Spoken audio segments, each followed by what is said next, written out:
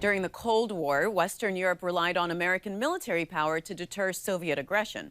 Today, NATO needs to reorganize and establish itself as a credible force for the defense of Western democracy. That's according to Bruce Ackerman. He's a professor of law and political science at Yale University. Professor, welcome to the program. How are you? Pleasure being here. You recommend Europe raising an army that would be under a unified command. First, explain why you think that's needed. Well, if each member state of NATO has its own little army, it would be extremely easy for Putin, who has a coordinated force, to pick each country off one by one. So there must be a unified European command as part of NATO. And we have a European Parliament now, headed by Ursula von der Leyen, which has the democratic legitimacy to actually name the commander of the European component of NATO. Of course, the Germans also are now willing to fund do their fair share, and other countries as well, in financing an army of 400, 500,000 men.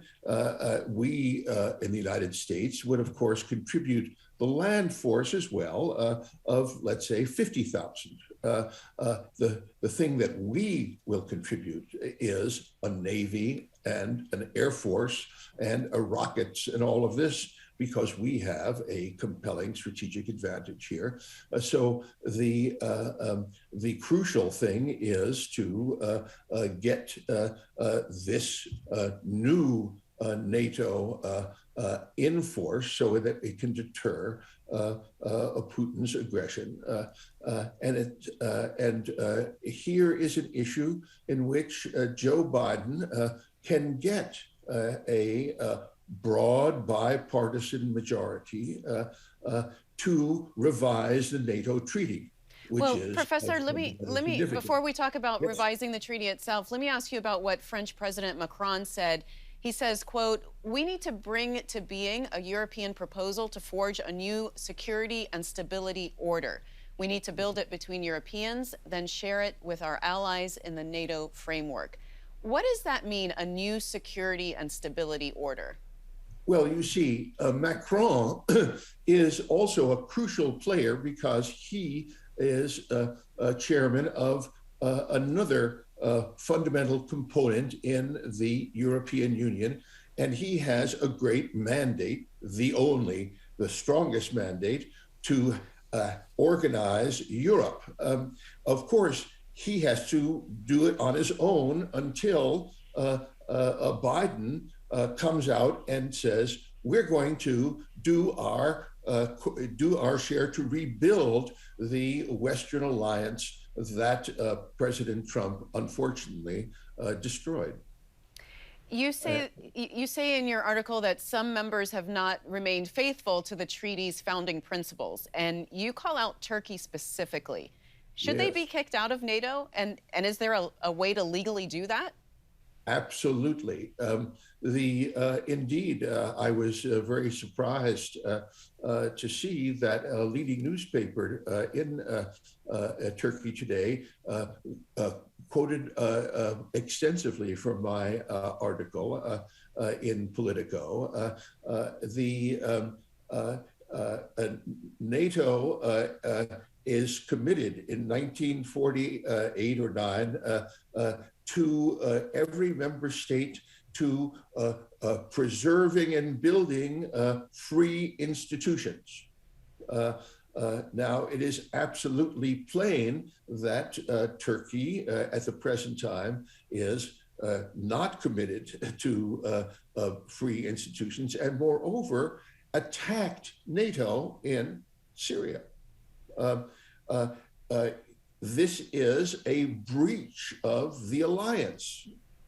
You cannot have an ally. The United States is, at the present time, committed to defend a country that is attacking NATO allies and us?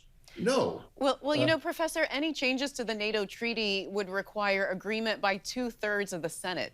So really, how likely is 2/3 of the Senate to agree on anything? This is one of the very small number of issues in which there's a strong bipartisan coalition. And it's terribly important I've been receiving a correspondence from many thoughtful conservatives. I don't think that we should despair, and we should find a few issues in which the American people can unite, and one of them is the defense of the Western Alliance, which is committed to democracy. And I don't think there'll be some dissents, of course. This is the nature of politics, democratic politics. But I think that Biden first should say, we do want to support a unified transatlantic alliance. He can just state that and work with the Europeans in the European Union to build up something that it makes real sense militarily. At the present time, after all, the United States is committed to defending against Russian aggression. All right. All right, Professor, we're out of time, unfortunately. Yes. Thank you so much for joining us. Well, thank you for having me. Thanks for watching. If you enjoyed the video, give it a thumbs up and subscribe to our channel so you don't miss out on any future Government Matters interviews.